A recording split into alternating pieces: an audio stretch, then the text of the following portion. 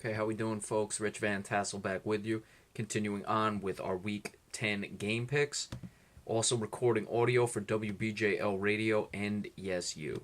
Our next game up, the Atlanta Falcons at 6-3, 4-1 on the road. Travel to Philadelphia to play the 4-4 Eagles. The Eagles are 3-0 at home.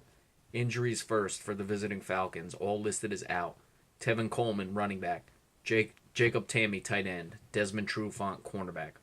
For the Eagles, Camus Gruger Hill, linebacker, is doubtful. Alan Babry, the guard, is out. Brent Selleck, tight end. Benny Logan, defensive tackle. Trey Burton, tight end, are all questionable. Atlanta, we know that their offense brings a lot to the table with Matt Ryan and Julio Jones. Through 9 games, Matt Ryan is just shy of 3,000 yards, 23 touchdowns to 4 interceptions, playing very well. Julio Jones over 50 receptions, just shy of 1,000 yards and 5 touchdowns. The Eagles have been sputtering a bit since that 3-0 start. They're 1-4 in their last 5. They're certainly in big need of a victory. They've lost 2 tough division games back-to-back against the Dallas Cowboys and the New York Giants most recently. So, clearly, Philadelphia is going to have to focus on shutting down the passing game of the Atlanta Falcons. Tevin Coleman being out, and Philadelphia's offensive line are able to, Philadelphia's defensive line, would be able to shut down the run just a bit and allow them to possibly drop a few more back in coverage to really help on Julio Jones. That's something to look forward to in this game, to see how Philadelphia is going to play the run against Atlanta with Tevin Coleman out of the game. Of course, Devontae Freeman's a solid running back as well, but to me, they would have to take their chances of dropping more into coverage and hoping that their stout defensive line can shut down the Atlanta running game. All in all, though, I don't see that happening. I think Philadelphia is coming back to the team I expected them to be, which is a poor team this year. And I think Atlanta's not going to have really that much of a difficulty coming away with the victory in this one. I like 31-20 over the Philadelphia Eagles. Atlanta may even score more than that. All right, the Los Angeles Rams at 3-5, 2-2 on the road, travel to New York to play the Jets, who are 3-6, 1-2 at home. Injuries for the Los Angeles Rams first. The questionables: Matt Longgrace, defensive end; Michael Brockers, defensive tackle; Tremaine Johnson, cornerback; and LaMarcus Joyner, defensive back. Nelson Spruce, the wide receiver, is out. For the Jets, the outs: Nick Mangold, center; Bruce Carter, linebacker; Kellen Davis, tight end; Marcus Williams, cornerback; Buster Skrine, the cornerback, is listed as questionable. You have 2 very inconsistent quarterbacks who love to turn the ball over. You look at Ryan Fitzpatrick, 8 touchdowns to 13 interceptions. Case Keenum, 9 touchdowns to 11 interceptions. And it's reflected in the team's record. Brandon Marshall, a lot's been made. He's not having the best of years, but still on pace to go over 1,000 yards. Does have 2 touchdowns. You'd expect more from that. Matt Forte had his best game as a Jet as far as yards per average carry. He's gotten the yards this year, but it's taken him a lot of carries to do so. He's still under 4 yards per carry with over 600 yards through the season. So they're feeding him the ball a lot, and I think that may be hurting their offense because they're trying to get Matt Forte as many runs as possible. He's picking up yards, but not at a consistent enough basis, and too much is being placed in Ryan Fitzpatrick's hands. Todd Gurley, will he finally come around? We'll have to see.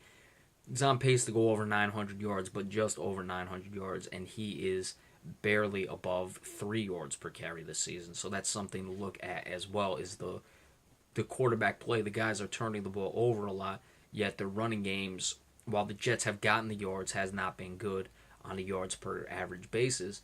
And Todd Gurley really just all around is having a disappointing season.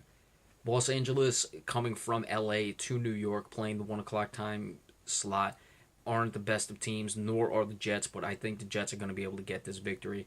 You have some injury question marks for the Rams on the defensive line that could certainly keep Ryan Fitzpatrick clean in the pocket and allow him some time. Jets, neither one of these teams are really looking good for the playoffs. The Jets get this one. They try to keep themselves going. They started out at 1-4, 1-5. They were able to win 2 games. You're not going to win them all the rest of the way, so they can try to get on a streak again and see what they can build. I expect them to get the win, but Ryan Fitzpatrick, you just never know. I like 24-17, the Jets over the LA Rams. Next up, the Denver Broncos at 6-3, 2-2 on the road, travel to New Orleans to play the Saints, who are 4-4 and 500 at home as well at 2-2. Injuries for the Denver Broncos, two listed as out. Derek Wolfe, defensive end, Aqib Talib, cornerback. For the New Orleans Saints, questionables, Dannell Ellerbe, linebacker, Terran Armstead, offensive tackle, Daniel Lasco, running back. Outs, Stephon Anthony, linebacker, and Michael Matue, linebacker. New Orleans is having a much better season than I thought at 4-4. That's not even that great. They're certainly passing the ball very well. We just talked about Matt Ryan as an MVP. How about Drew Brees, considering I don't think that team has much on the defensive side of the ball?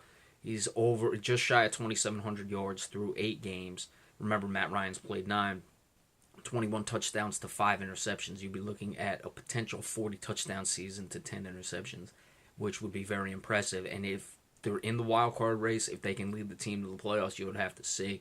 But that's still a long way off.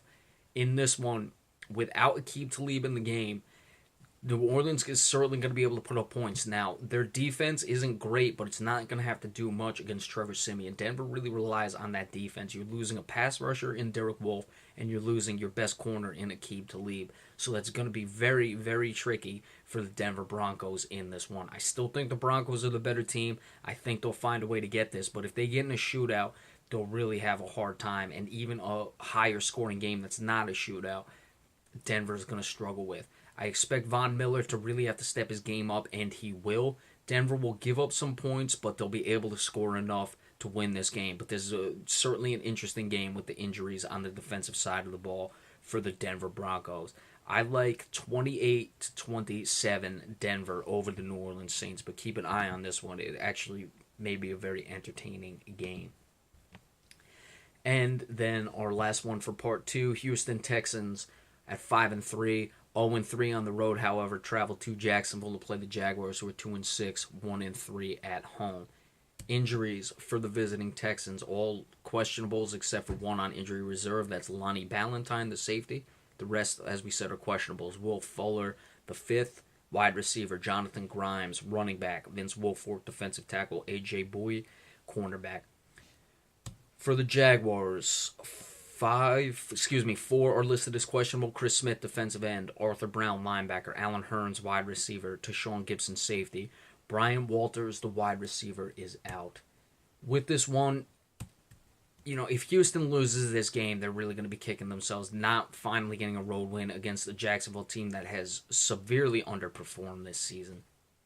And they leave that division wide open regardless of what, Tennessee does or Indianapolis does, and I believe the Colts are on bye. So certainly that's something that could be a problem for them if they're not able to get it, because they've shown way too much inconsistency thus far this season and have not won a road game. So we'll have to keep an eye on that. Obviously, Jacksonville is going to look to throw the ball. That's what they do. Their offense, as far as running, T.J. Yeldon just over 250 yards through 8 games, not even at 4 yards per carry. It's a big, big problem for the Jaguars, and it's why they're 2-6 and not living up to even the modest expectations that were placed on them this season. It's really been a bad year for the Jacksonville Jaguars. Brock Osweiler, he had higher expectations, and he's underperforming as well. 9 touchdowns to 9 interceptions. Got to be better than that. DeAndre Hopkins underperforming as well. 2 disappointing teams. Houston at least has the winning record, but like we said, they're not showing a consistent enough game in to game out play at home, at the road. But still, they're in first place in that division.